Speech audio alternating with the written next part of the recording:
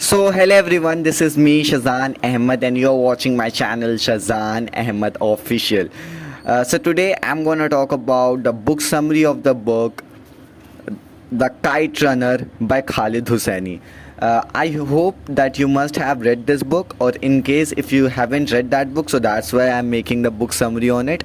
Okay, so I have just recently finished reading this book. Actually, just yesterday, I finished reading this book. Okay, I was like having this book in my bookshelf for ages, but I was not reading it. Okay, so let me put aside this book and then we will talk about it. Okay. So now let's talk about this book. So first of all, let me give you the basic premise of that book, so you can so you can decide whether you want to read this book or not. So basically this book is set up in the Afghanistan, specifically in the city of Kabul, where like there are two friends exist, that is Amir and the Hassan.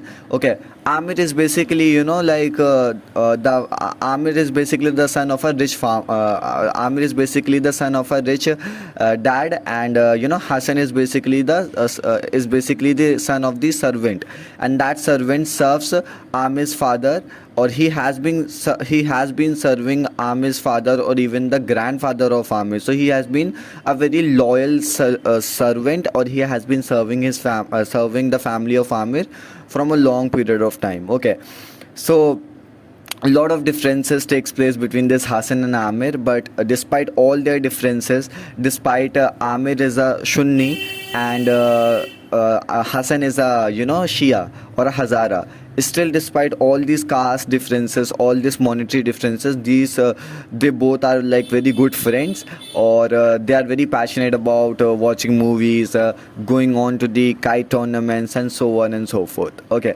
so everything is like going good between them until in 1975 there is a kite tournament takes place, or in that kite tournament what happens, Amir wins that tournament, and Hassan, just after winning the tournament, Hassan starts running for the kite. Okay, because Hassan is one of the best kite runners, that is what written in this book. Okay, so Hassan starts to run for that kite, or there is a kind of like an event happens that changes the whole fate of their friendship, that changes the whole scenario of their friendship. Okay, and after that what happens, the Russians invade this Afghanistan, or invade this Afghanistan, and because of that Amir and his father have to leave for America, and they move into America. They start their new life over there.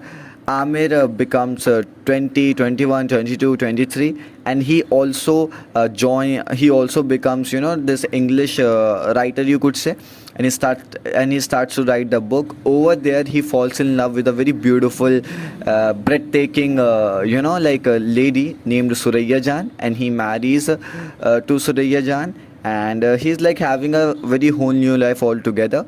But that one event that happened in 1975, during that kite tournament, just separated Amir and Hassan from each other. Okay, and that is why Amir doesn't know that where they must be, where must be his loyal friend Hassan and his father Ali. So they just don't know the whereabouts of those people, and Amir already starts living his new life in the America, but still the kind of mistakes he has done, the kind of bad sense that he has done, he wants to atone for it, and and God gives him the chance later on, and he has to put his life on the risk, and he has to do it, and he does do it, and now that is something I don't want to reveal over there, otherwise it will just spoil your excitement, kill your excitement at best. Okay,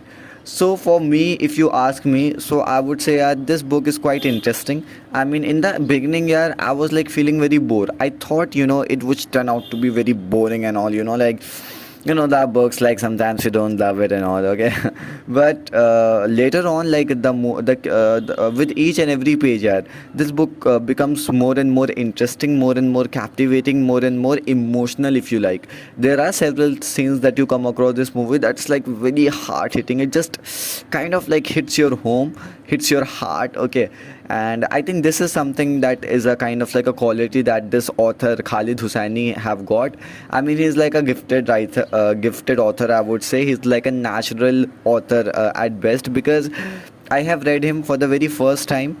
Although I was having this book, as I told you, I was having this book in my bookshelf for a long period of time, and I was like, yeah, thinking that it would just be kind of like, you know, kind of like a cliched book between two friends, but it turned out to be such an impactful, profound, and meaningful book on the friendship. And you know, like the kind of like a twist and turn happens, you know, like in America, or when that tournament, that kite tournament happens. So what kind of twist and turns happens, it is just beyond your wildest imagination, I would say. Or it will definitely keep you at the edge of your seat, okay. And I just loved this book thoroughly, okay. And now I would like to talk about that whether you must read this book or not.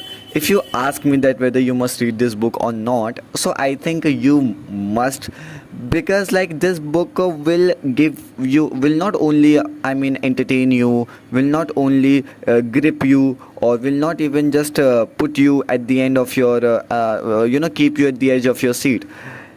As a matter of fact, this book will also tell you about the harsh conditions, the atrocities, the calamities, the adversities that Afghans people have to bear. Okay, I mean, every time they have to move into different cities, different places, they have to leave their watan, they have to leave their country because of some invasions, because of the Taliban, you could say. Okay, so all these things they go through.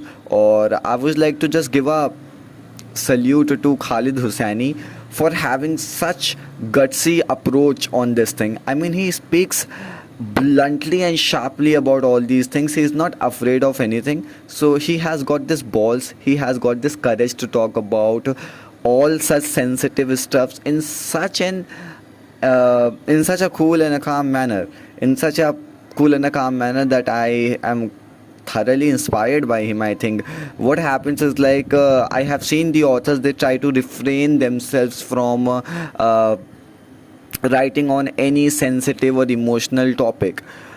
But I think this is not something that is very good, and we must do it. I think we should write something on these sensitive topics more, because it's very important to touch upon that part as well. Otherwise, you know, like we have tons of authors, ample of authors writing down those cliched, platitude, bullshit, nonsensical love stories and this or that and whatever it is. But we hardly get few novels that are beyond the entertainment, that are beyond just having a good time, that are beyond just teaching you a kind of like a moral lesson, but just tells you, or at least just broadens your mind, that how grateful you must be in life. Because there are very people, okay, there are very people who are not having the freedom, they are not even having the independence in their country, okay. So I think we must be very grateful, you know, we are living in this country, India. Of course, I'm an Indian, and I'll keep glorifying this. I'll keep appreciating it. I'll keep admiring it. I'll keep loving it, if you like. I'll keep cherishing it. I'll keep relishing it. Having said that, I'm proud to be Indian, but I'm very grateful for being an Indian person, because at least we have freedom over there, yeah. I mean, at least that we can do whatever we want to do. We want to start our YouTube channel, we can do it. We want to be an engineer, we can do it. We want to be like this, we can do it. We want to go and hang out with our friends, we can do it. So everything that we want to do, we can do it. Unlike those people who are living in this Afghanistan, in the Palestine, you know, in the China, you know, like the situations, you know, they have to go through, okay. So but still, yeah, that's absolutely fine, okay. We should be grateful and thankful for everything, for every condition, for every situation. But at the same time, we must acknowledge the sufferings of the other people, and we must keep and we must pray to the God. May God wipe their sufferings, may God wipe their tears. and everything will be fine. Okay, so let's come back to this book. So like my take on this book is like you must read this book, and until then, to take yourself, bye bye and see ya. And I really love you guys for watching my video, and do let me know which book have you read recently, or if you have liked this book, so what's your opinion on this book. Okay, so until then, to take yourself, bye bye and see ya. And I love you.